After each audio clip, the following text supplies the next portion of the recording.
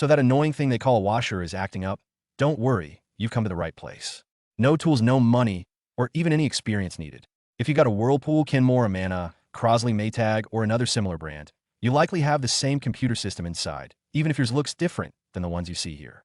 These washers are known as vertical modular washers. They're usually the cheapest ones on the market. That is a great thing for you, because most repairs are quick, easy, cheap, and sometimes even for free.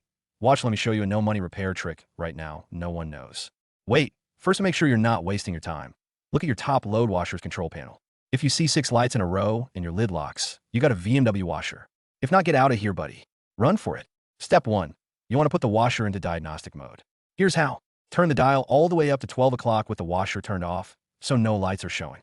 Within 6 seconds, turn the dial 3 clicks to the right, 1 click to the left, and 1 more click to the right. If the lights start blinking, you're in diagnostic mode. If not, try again and again. You got to move fast. Step 2. Recalibration. Once the lights are blinking, it's time to put into recalibration mode. Here's what to do. Turn the dial 4 clicks to the right and hit the start button. Congratulations, you're done. You're officially a boss. High five yourself. Now wait for 2 to 3 minutes for the washer to run all its functions real quickety split, then it stops and the lid will unlock. Go ahead and try using it like normal. That means it worked. If it didn't, you got some issues, buddy. But don't worry. You just need to watch the next video to pull and read the error codes.